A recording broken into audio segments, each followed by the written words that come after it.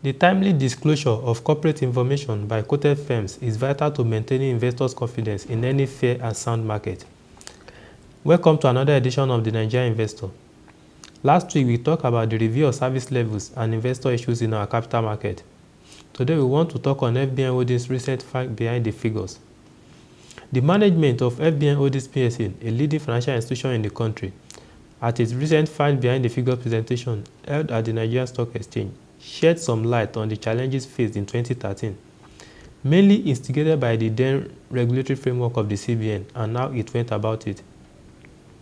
Addressing the investment community, CEO of the holding company, Alhaji Bello Macedo, said year 2013 was the fourth full year they operated as a holding company and had to deal with some challenges, which included increase in CRR deposits on public sector from 12 to 75%, increase in AMCON levy from 0.3% to 0.5% of total assets, and the removal of charges on ATM transactions. Speaking further, Alhaji Macedo explained that the bank was able to record significant growth in spite of these regulatory headwinds, matching its 2012 performance to retain its place at the top of the nation's commercial banking market, as it did in its investment banking business.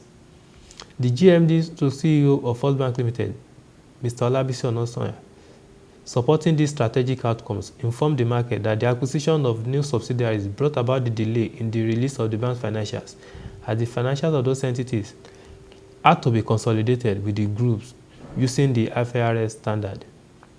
Going forward, the holding company hopes to implement certain strategic initiatives which will help drive the firm's quest to remain dominant in its business areas, and they include minimization of country-specific risks through diversification, refocusing the public sector business of the bank and driving transaction banking proposition, extract minimum value from the trade finance capability of FBN Bank UK, and obtain a marginal banking license for FBN Capital to enable it engage in fixed income trading. The chairman further encouraged the investing public to keep investing and believing in the shares of First Bank. And also, if you look at the dividend yield of 7% dividend yield, definitely we have done well despite the very difficult terrain in which we have operated. And if you compare also our share price in relation to earnings, PE ratio, you will see that it's 7 times. Again, it's lower than industry average. So I think the point that we are trying to make is that in concluding, we see ourselves as a tremendously undervalued stock, and one that presents a strong investment proposition to any serious investor, whether he's a retail investor or an institutional investor, and whether he's a domestic investor or an international investor. So we ask you to continue to believe in our story and to see this price of FBN Holdings as an opportunity for you to take position in our stock, because definitely it cannot continue to trade at one-time book value for a very, very long time because of the major strategic initiatives that we have put in place, which we have had the opportunity to highlight to you this afternoon. So on behalf of all of us from FBN Holdings, we sincerely thank all of you, the management of the Stock Exchange, as well as dealing members and members of the stockbroking community, for giving us the opportunity to come and present our fact behind the figures this afternoon. Upcoming AGMs in the market are Presco PLC, holding its AGM on the 22nd of July 2014. On corporate action, Presco PLC has declared 10 kobo with the closure date set for 7th to 9th of July 2014. On announcement in the market, Red Star Res releases notice of board meeting. Red Star Express PLC has notified the Nigerian Stock Exchange that its board of directors will meet on Thursday, June 26, 2014 at 11 a.m. at the company's office, number 12 Adeola Ajayi Crescent, Mafoluku, Lagos.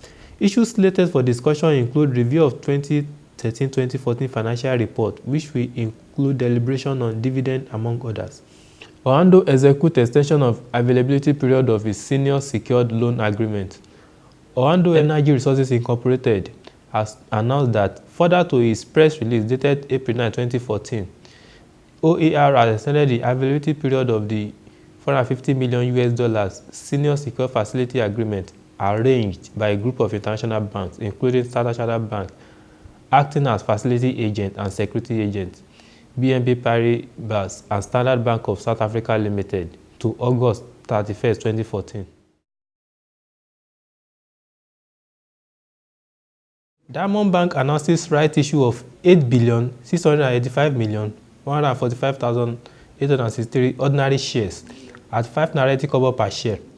The Nigerian Stock Exchange notifies that Diamond Bank PLC has submitted an application for a right issue of 8,685,145,863 ordinary shares of 50 kobo each at 5 Naira kobo per share.